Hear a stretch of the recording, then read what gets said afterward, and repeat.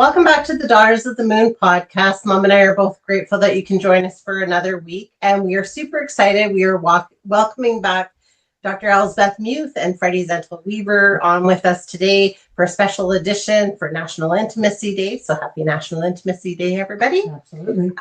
Freddy just wrote a new book. It's called Freddy. Oh, sorry. I lost the book title. Zental, My Tantric Journey, a memoir. Thank you. So we thought we'd have them on to talk about his book and share that with everybody. It's an amazing book. I've had the opportunity to read most of it. So your story has been very inspiring and very interesting. So can you tell us what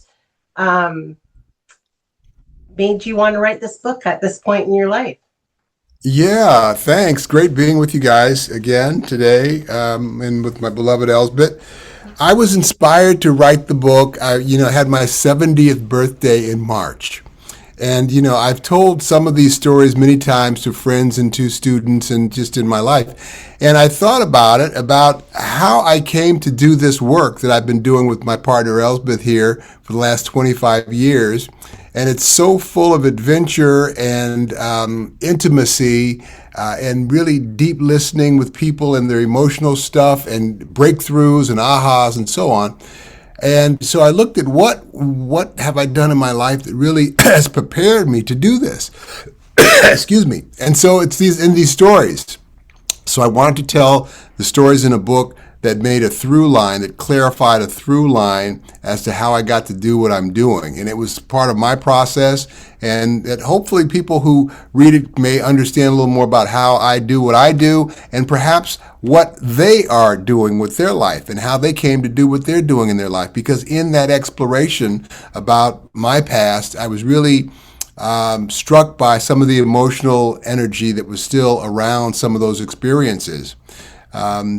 It was a great process, and hopefully it for others will be a process for them to keep looking at their life and be authentically inspired by their life.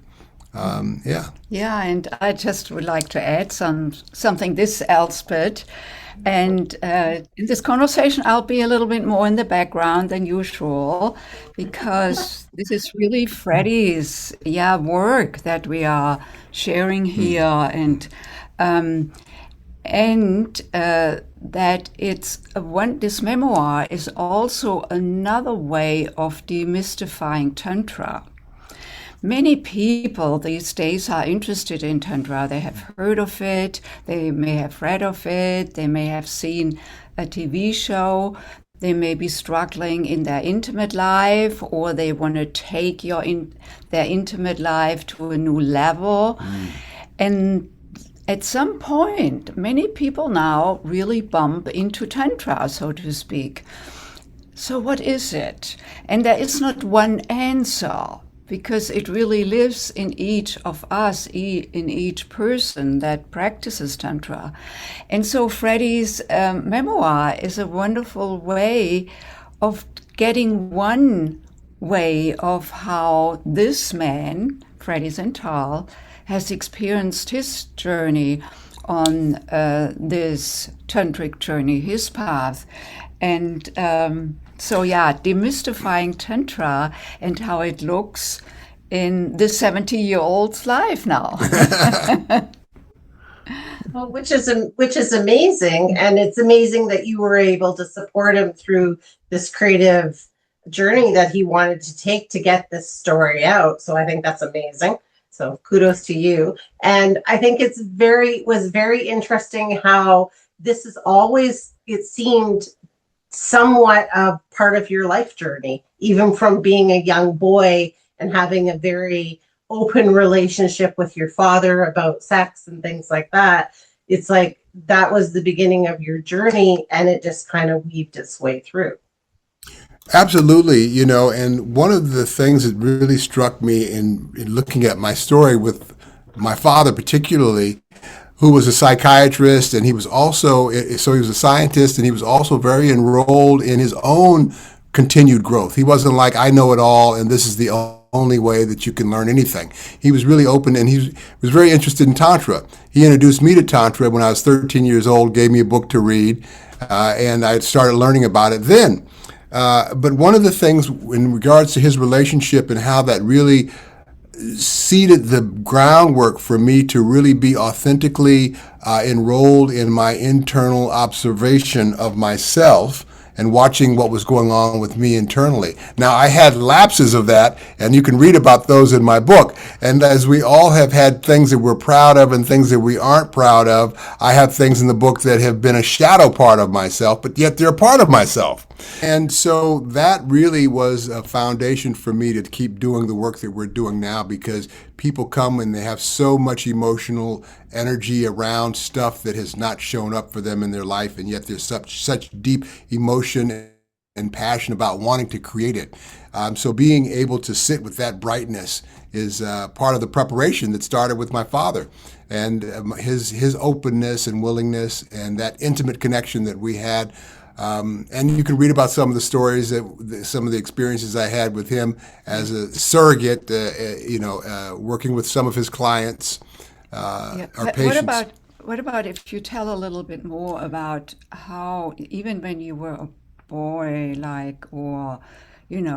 going to Punahou or not, how he supported you in a way that is, for me, always quite unusual to hear, how a dad can bring up his boy in this way, where he really talked with you versus at you.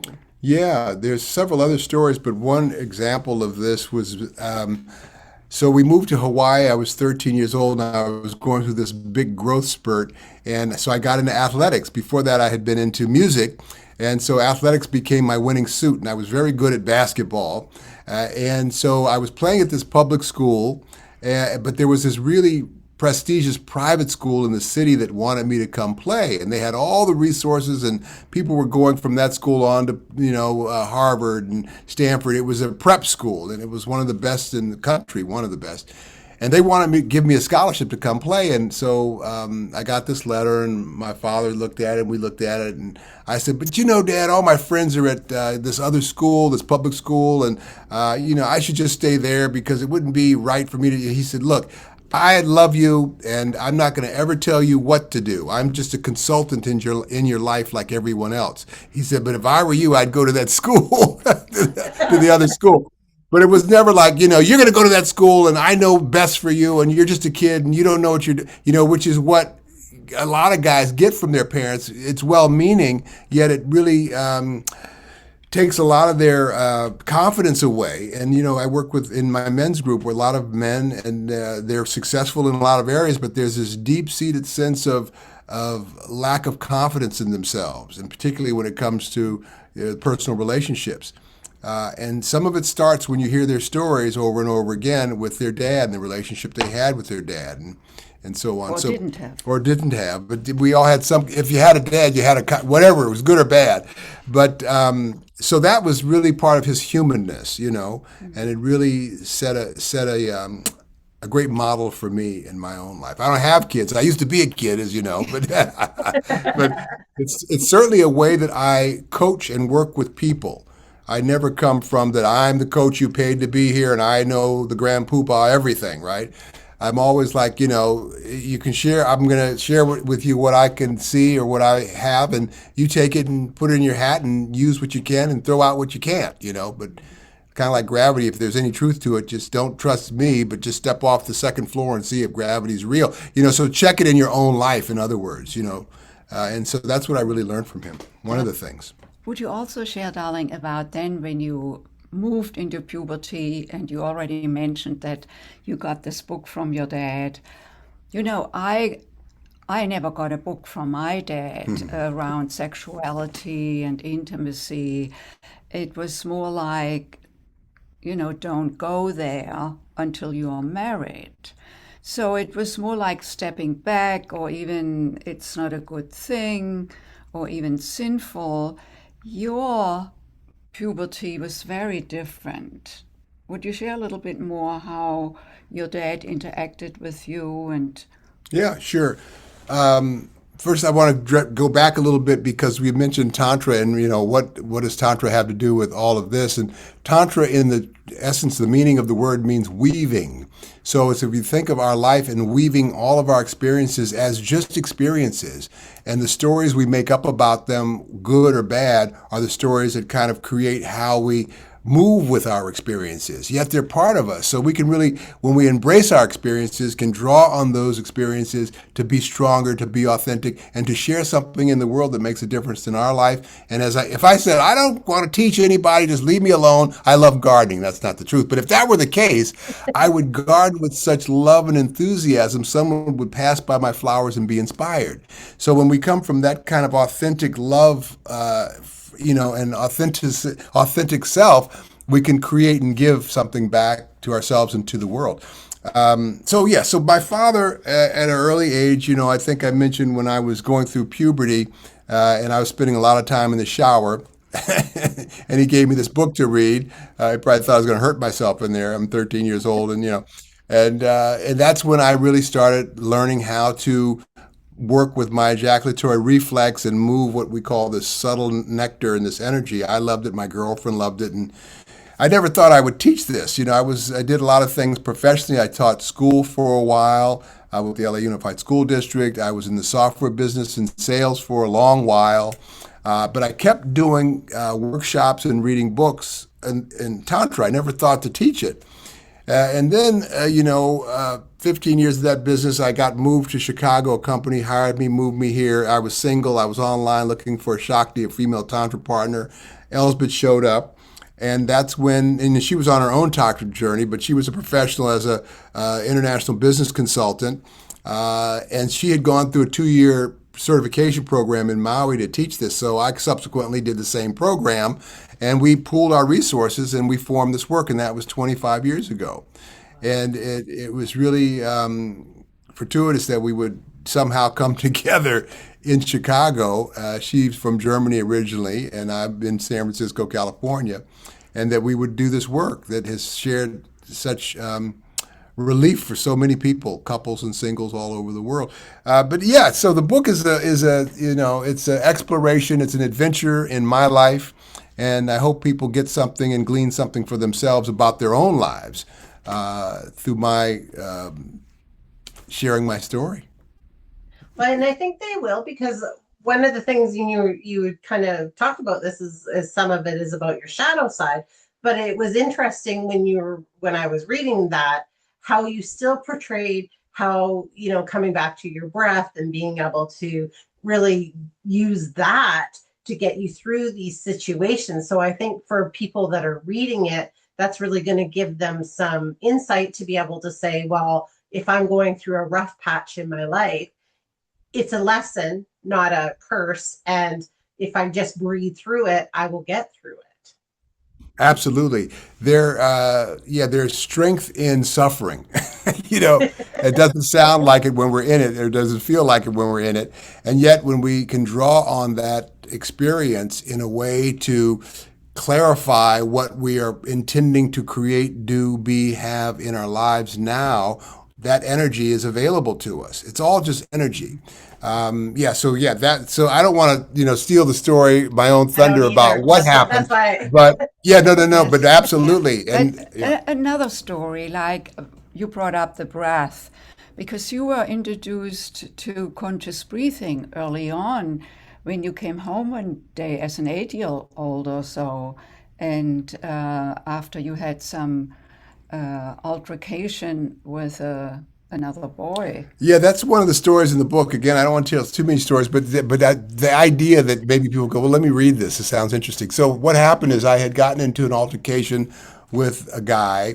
I was about 8 years old. He was about 17, and he beat me up really bad. And it was a racial thing. It was in Los Angeles.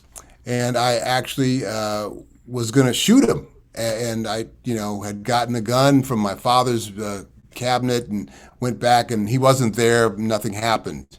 But I told my father about this. And he didn't go, well, what the hell are you doing taking my gun out? He just said, okay, well, how do you feel right now? And I said, well, I'm pissed off that guy hurt me like that. And He said, and so what else is there? And I said, well, I'm a little sweaty. And he said, okay, so put your hand on your belly. And I did that. And he said, now take a deep breath. It's called parasympathetic breathing, where you're going to fill up the diaphragm sitting behind your belly, and it's going to, like a big balloon. So I do that, and I do that 3 or 4 times, and he's guiding me through it. He says, okay, so now how do you feel? And I said, well, I'm a little more calm. He says, okay, great. And he said, what else? And I said, well, I feel like I'm getting a really good breath of air. And he says, okay. And then he said, tell me more about the story. So I go on. And then after I talk a little bit, he says, okay, this is called self-awareness. And this is something that you do all the time. It's not one time, but you can use this all the time in your life. And so this is the kind of teaching that I got from my father. Not beatings and make wrongs and unconsciousness. So I was so fortunate to start getting this kind of training, this kind of authentic, caring, nurturing, honest humanness, Yeah, and what a, capacity by his dad to be with Freddy like this in that moment, which meant that he had managing his own stuff. Right, because you coming home wanting to shoot a guy on the street because you were so angry. And what blessing that he was no longer there, the 17-year-old, really. And that your father didn't freak out. Right. So that he could manage through his own breath, being with you. But further into then... Don't tell all my stories. Don't give me all. No, there are so many in the book, but to really bring, like building the... that demystifying of Tantra is like how you came to it, and then how your father as a psychiatrist, or you worked with your dad as a surrogate. Yeah, tell that story. Well, that's one of the stories again in the book, but I did many projects with him where I was a sexual surrogate for some of his clients.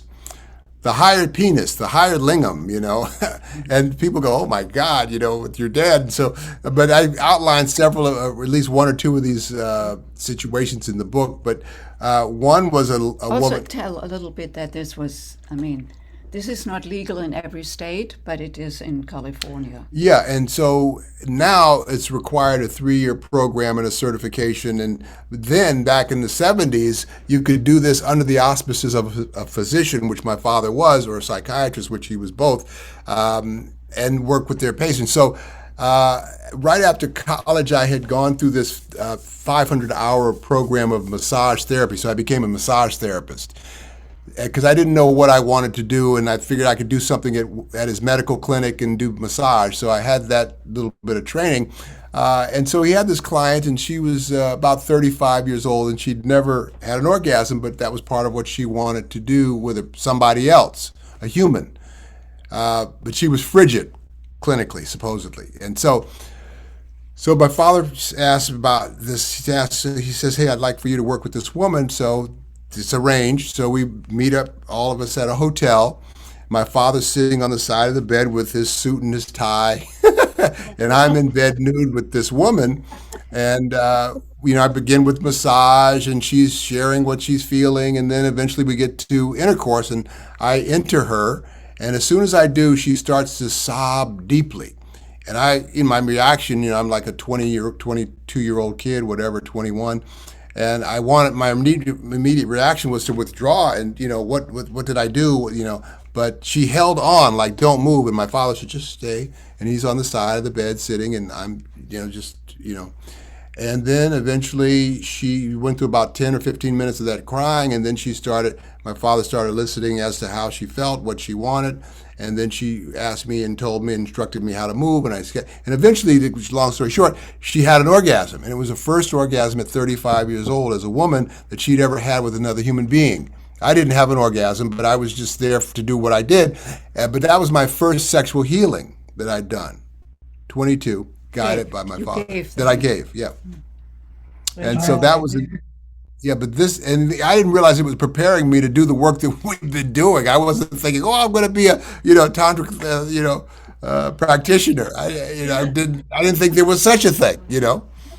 But so anyway, all these experiences again really seeded the pathway for me to keep doing what I'm doing now for the last 25 years. Well, that gentleness I think I picked up definitely from my father. He had an easy, gentle way of being. I was a great listener. Yeah, he was a really good Yeah. listener.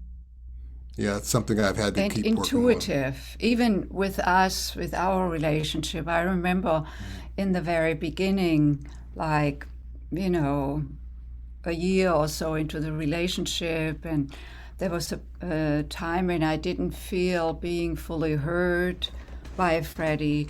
And so we were sitting with him and his partner one day, and something came up and out, and his dad moved right into coaching mode, but not like telling us. It was more like he listened to me, and then he turned to Freddie and said, "She's more sensitive than you may think." you know, because I think I can come across a little bit, very self assured at times.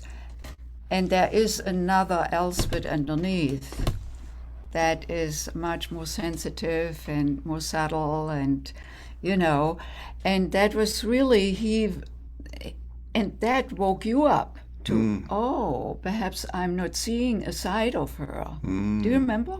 Yeah, I remember. So he was like that, in his life, not only in the psychiatry chair. Right.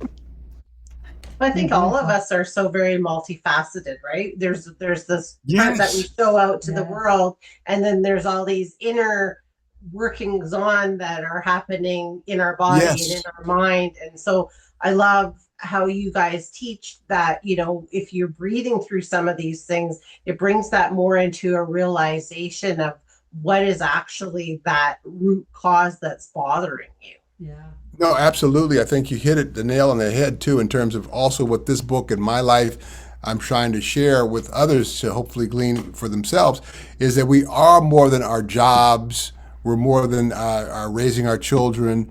We're more than the church member. We're all of those things and more. And we have this unique experience that is just uniquely us.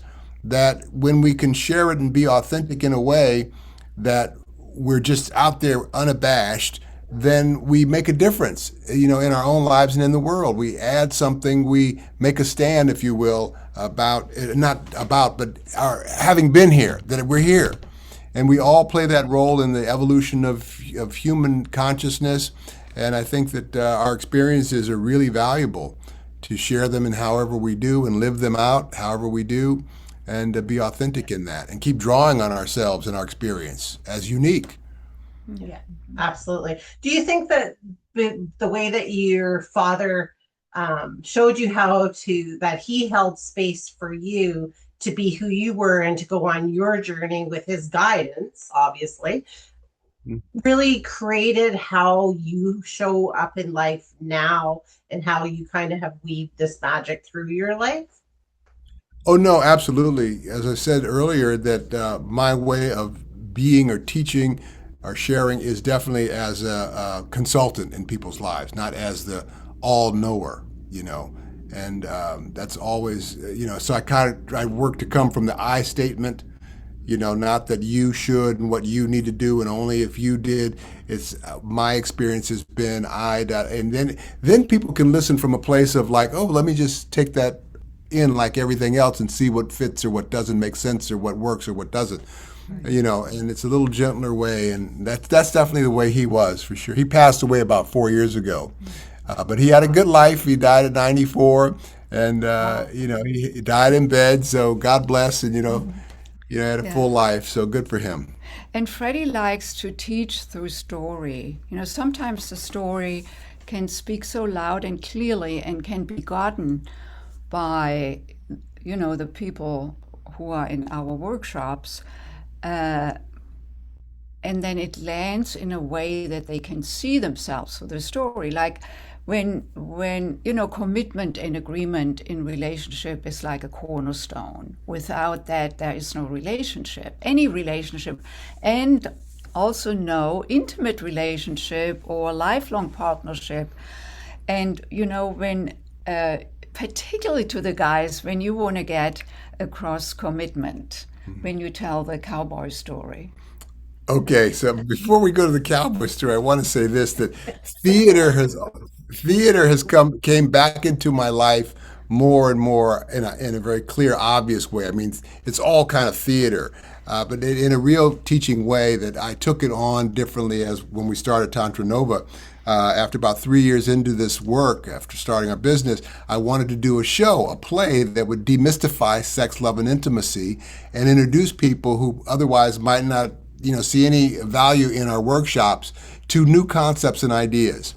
So I created this 1 hour show, and in it I wanted to sing, and I couldn't sing. I believed that I couldn't sing, and that was another story that I got past. And I do sing now. I sing jazz and everything. But anyway, this show I did, and I used to do it. I did it all over the country, the world really, for years. And we would teach, we would be on faculty at these different retreat centers out in California and New York, and I would do the show for the audience. I remember one night I'm doing the show, and there was about 300 people in my audience, and I do the show, and at the beginning of the show, it opens up with me, 5 years old, listening to cartoons, and I hear my folks making love. Now I'm 5 years old, and there's sound cues and everything, and the audience is in on it, and I'm kind of like, what is this, And so I go down the hall, I look, and I see them, and I explain to the audience what I'm seeing. My father's on top of my mother, and and they're nude, and anyway, eventually they see me and they stop, and my father says, "Come in and sit at the edge of the bed, young Freddy." Now the audience is going, "Oh, what are they going to do? Sexually abuse this kid? What's going to happen now?" And I sit at the edge of the bed, and I explain what I'm seeing, and it's humorous and so on. And my father says, young Freddy, we're making love, and one day you'll be even more interested in this than you are now. Could you leave and close the door? I leave and close the door. And the show goes on, and I had my first orgasm with myself in a masturbation scene, and all these different things. For a whole hour, I'm going through this stuff. And at the end, I open it up for sharing. And so in this particular night, a guy raises his hand. He says, "I'm a young father," he says, "and I never thought I could say that to my folks, to my kids, if they came in on us." Another guy raises his hand. He says, "Yeah, I remember listening at the door what was going on, and my father opened the door abruptly, slapped me in the face, and accused me of being a peeping Tom." And another woman shares that night. She says, "Yeah, I remember asking my mother what was going on, and she said they were wrestling." So in this very intimate work that we teach as a meditation and a way to get to more unconscious stuff that we want to create that we don't see, that we're in our own way, we learn beatings and lies and shaming. And I never got any of that from my father. I got that this was a natural process, and that you can actually use it for more than making babies. You can use it for more than just having fun with yourself or with your partner. You can actually use it as a meditation. Because when we're in our sexual energetic selves with ourselves or another, we're in an altered state. More endorphin, serotonin, oxytocin, the feel-good hormones, emotionally more loving, vulnerable, open, connected. So what we teach in our workshops, in our advanced workshops, is how to use that altered state as a meditative state, a deeper meditative state. So coupled with energetic awareness, breath practices, and intention, like I want a work that's fulfilling or a beloved or a better relationship with my beloved, we get more connected to the subconscious aspects of ourselves that we otherwise can't get to in our left brain analytical thinking. So that's what we've been doing, and that's what people get when they come. Anybody in a body who's willing can get it. It's not, it's not difficult. It's just remembering what we've forgotten, I call it. Yeah, Okay. and sometimes too, because there may be fears or shame around our sexual self or guilt. I want to open up to deeper sensual erotic experiences. I want to be open with my partner. I want to bring in an intimate partner. But there may be something going on underneath that I may be not aware of, or sometimes people are aware of it, but they have no way of bridging it, of moving through it, of releasing. All of that is part of the work. And what Freddy brings there is really like a context of freedom and the absence of judgment. And in that space, people can feel safe. And it's like they are allowed to be. We are allowed to be the very way we are, no matter what shows up. Also, some people have beautiful desires, but they don't dare to express these desires, to speak those desires, because it's just like that could be too vulnerable, too exposed. And to create an environment where people can bring themselves in the way they are, that opens the door. And then, of course, what is created is trust. Trust in the environment, because I don't open up, that is one of the key things in our work, is to create a space where people can feel safe. And that means they can trust, and they can trust themselves more, and then they can learn to trust. And the tantric practices are designed, the tantric practices are not about the cognitive.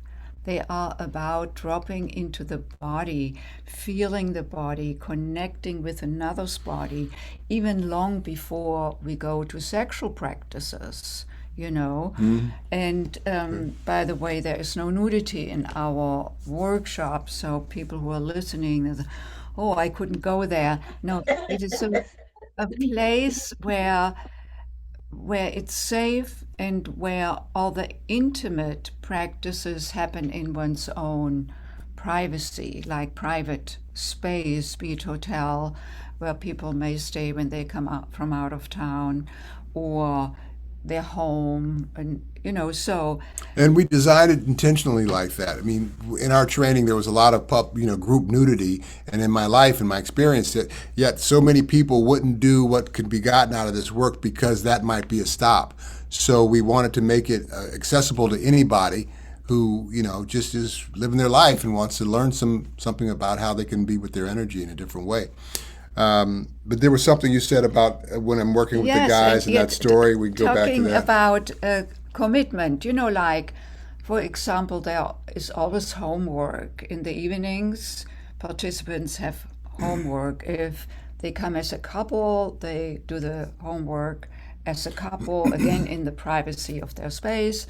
If singles come, they pair up with another single, and we make space available at the Institute so they can do their evening practice in one of the meditation rooms.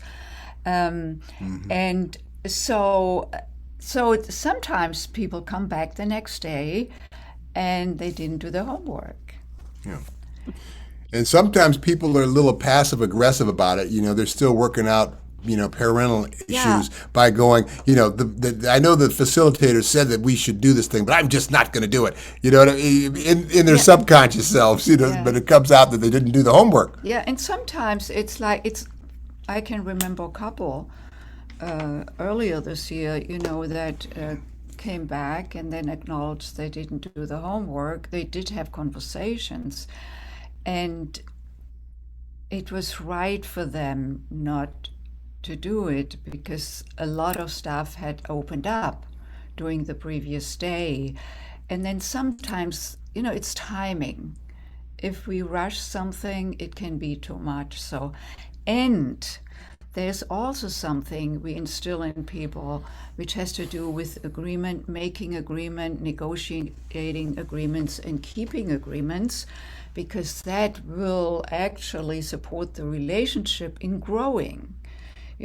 Including that then there is the trust factor. Because if I make an agreement and I don't keep it, after 2 or 3 times, I cannot trust myself, leave alone my partner can trust me. So there is this story you tell. Yeah, so with the men's group, which I teach, and sometimes, and they have a homework practice, and if it's an occasional where someone doesn't do it, I said, this reminds me of the cowboy movies. I used to love watching the cowboy movies because, they had such honor. It'd be like, Joe, don't go to town. They got 50 guns gunning for you. Don't go. Don't go. Don't do it. And Joe says, I gotta go. I gotta go. He says, well, why? His partner, why? Joe, why? Because I said I would. That's all. Only because you said it. But you hear it in people's, in their internal conversations or externally when they say, oh, I have to do something. No, you don't. You do it because you choose to do it. And that takes all the mommy, daddy, someone making you do something out of guilt or out of, threat of violence. This is because you choose to do it. And that changes the whole concept of why, or not why, and how we can move in our life with grace, ease, and flow, because I said I would. So, well, why are you going to the park? Because I'm going to the park. The why sometimes puts us down the rabbit hole, that we get caught in the left brain analytical, explaining ourselves. So agreements are really so essential in relationship in everyday life, just even running a home. Our parents, of course, know it with their children and how to coordinate with them. And also in our intimate lives, how do we want to share our intimacy, and who is giving, who is receiving. And this doesn't have to be clinical, yet we want to be clear. Also, what can I expect? And of course, sometimes it's great to have a surprise, So that like laying the groundwork, or even checking in with each other. Like we have an agreement that we check in, not every moment of the day, but like when Freddy goes to work out and he doesn't come home at his usual time, then I may just check in, darling, where are you, or how you are doing, or just sending him a little heart or something, Yeah, so anyway, what else would you like? Or perhaps, Kim, you have a question. Well, I think your book was amazing, for one, but I love the way that you have said this, to show up with the commitment and stuff like that, and that we have this choice to do this. And so I think that's really important for people to understand. And I love that you shared that, having that choice and honoring yourself as well as other people by showing up and staying true to your word, right? Which was also a message for me, because I was grappling with something, because I decided in my journey I didn't want to work on Sundays. Sunday would be my one day off, because I work a full-time job, then I work part-time job trying to get our business going. And so I was like, Sunday will be my day just for me. And then somebody asked me to do something and I was like, I probably really should. And then I just heard what you said and I was like, no, I made that commitment to myself. I need to follow through on that. So I think your message and the messages in your book are really important for people to see. And I hope people go get it and follow along on your story, because you weaved this magic story. But yes, no, absolutely. On that last point that you made, that to show up because you said you would, and to be true to yourself. And it's difficult to use a word for people often to do that, because of, they're second guessing themselves, or what someone would think, or the guilt about what they should do or shouldn't do. And once you decide whatever it's going to be, then you just decide, and that's all there is to it. You're going to do this or you're going to do that. What you're going to do. So you got clear yourself right now. I did. So yes. So thank you. Thank you for that. Can you tell everybody where they can find you guys? Yeah. Yeah, so our website is TantraNova.com, TantraNova.com. And on the homepage, in addition to all kinds of information, is also Freddy's book, where you can get Freddy's book. There it is. Zental, My Tantric Journey. And there's another book which is called Sexual Enlightenment, which is really the foundation of our teaching. And then there was just something. You can also get it on Amazon. And you can, the book, or both of our books as well. Yes. And you can register for workshops on our website or information, or if you want a discovery session, you can have that too, Yeah. to learn more and Yeah, see if that's it's something for you. a great way just to connect with us and learn a little bit more what's available here. And we have all kinds of different workshop offers, from, you know, a 2-hour introductory evening online workshop live, and then a 4-hour body workshops, body work, massage workshop. a tantric bodywork class, which is 4 hours, as Freddy says, and then our 3-day workshops that go much more into depth, that are really designed to move beyond that what may keep us from being fully self-expressed in the realm of intimacy, love, Sex. eroticism, you know, like there is, for some people, it's an opportunity to do further sexual healing. For others, it's really finding their own sensuous blueprint fully. For couples to reconnect, to reignite the spark, or to take their relationship to a whole new level. Sometimes also people who are at the brink of separation or divorce, they come here and often say, you know, you are the last resort for us. We tried counseling, but nothing really moved the needle. And given that our tantric teaching involves the whole being, the physical body, the sexual self, the emotional self, the mental self, the spiritual self, so there's something for every person to, as an access to themselves, and find back to their love, to their intimate self, be it in their body, be it in their heart, be it with a partner. And of course, there are very concrete practices that assist them in finding their way back, either to themselves, to the relationship, or a whole new awakening.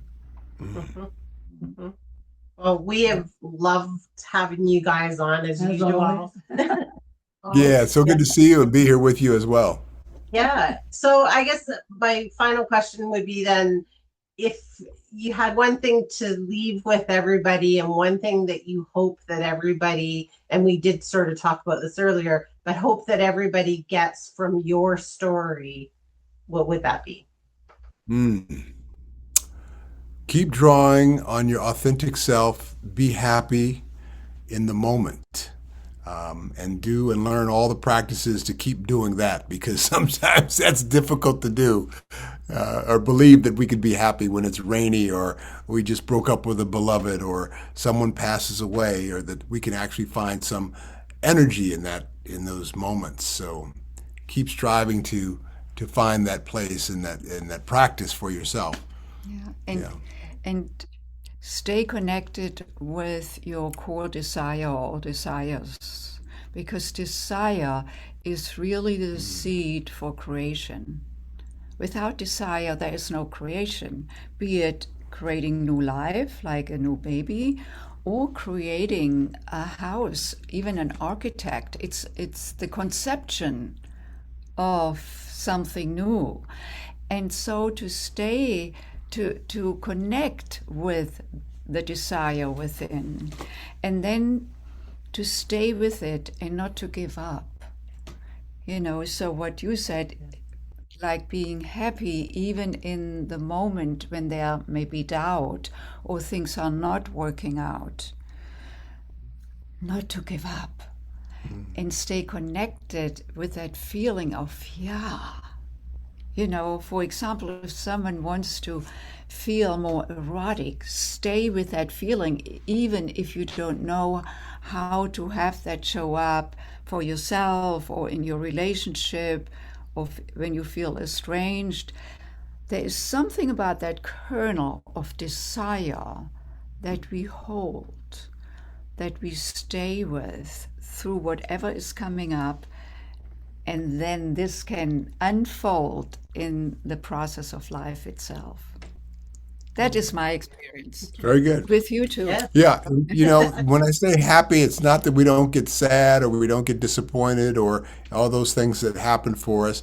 It's to find our way back to the joy and the pleasure of this life in your life. So, That's wonderful messages. We appreciate you guys so much, and thank you for being on with us. And happy National Intimacy Day again, and to everybody else as well. So thank you so much, and we just love you guys. Yeah, we do love you guys. Until next time, you guys. Yeah, and everybody else, we will see you on the next one. You will.